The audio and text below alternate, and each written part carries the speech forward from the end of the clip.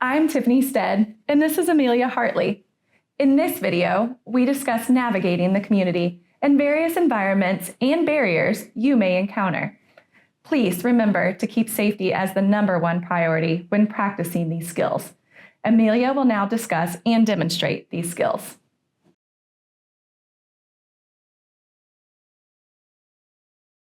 One thing that you will encounter in the community is small bumps and cracks in the sidewalk or other surfaces you're navigating that will pose a risk to you if you do not identify them and navigate them safely.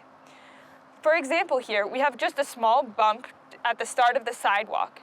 If you don't notice this and keep going without slowing down or popping a wheelie, your caster wheels may become stuck and causing you and your momentum to carry your body out of the chair and cause you to fall forward or your entire chair to tip forward depending on your speed and the size of the bump.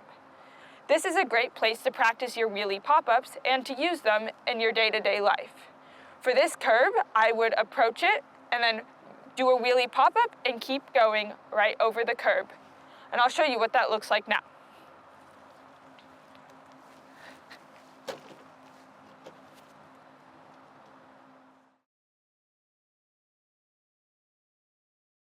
When navigating in the community, you will frequently encounter ramps or surfaces with grades.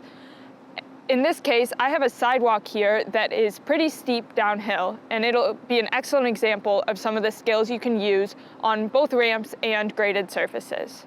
There are two main strategies for going downhill, and the thing that you want to be sure to do is control your speed. You do not want to go super fast, as this poses a danger to yourself and also others because you don't have good control. In this example, this sidewalk leads directly into a road, and going too fast and losing control might cause me to have to go into the road and cause a safety risk. Other times you'll be on a busy sidewalk and there will be other people walking and pedestrians, and you don't want to hit them, so it's important to control your speed. There are two main strategies for going down a ramp. The first one is you can push normally and just brake with your hands, as we discussed previously in our braking video. However, if it's too steep or you want a better control of your wheelchair, you may want to navigate the ramp in a wheelie position, holding it all the way down to help you control your speed and allow you to stay more upright on the hill. And I will demonstrate what that looks like in a minute. But I also want to talk about going back up. Sometimes steep ramps pose a big challenge because it is hard to push up. If you're having trouble pushing up a ramp in the forward direction, one thing that you can try is turning around and going backwards, because sometimes it's easier to pull up the ramp rather than push. And I will demonstrate this in a minute. First, I'll show you the wheelie down the ramp.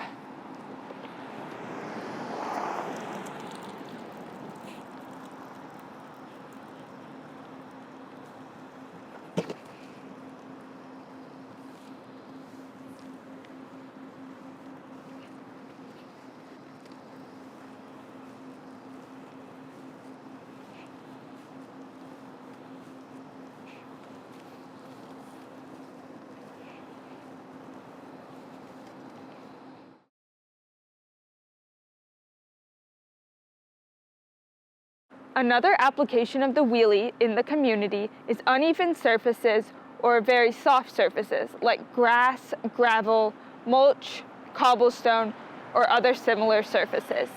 Pretty much any time you find that when you're pushing forward and your caster wheels are getting stuck, making it hard to keep going, trying moving forward in a wheelie is a good thing to do.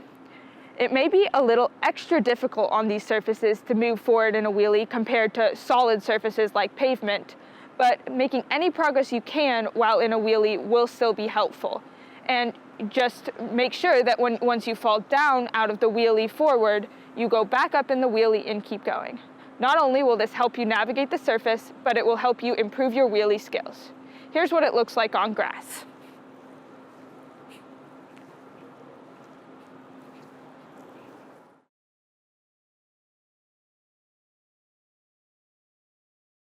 One thing that you may frequently encounter are doors that do not have accessible door buttons that automatically open them for you.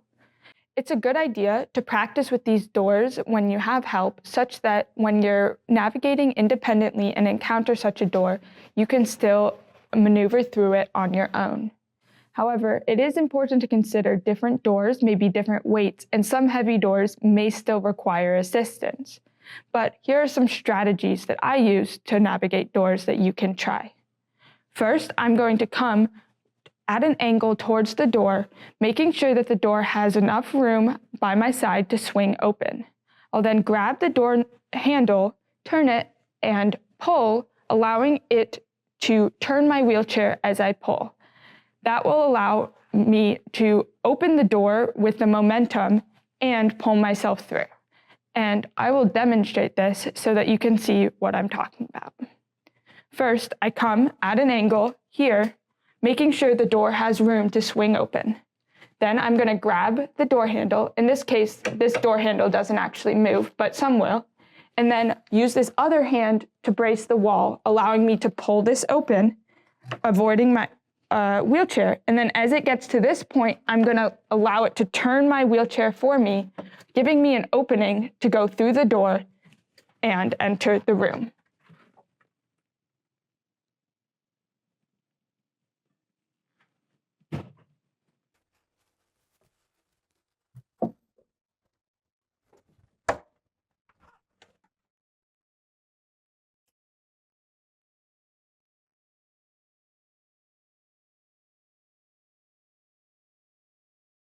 Another common type of door that you'll see in the community is this type with the push bar on it rather than a traditional handle. I approach these a little differently, using some momentum to get the door started and then using the threshold to pull myself through while opening the door.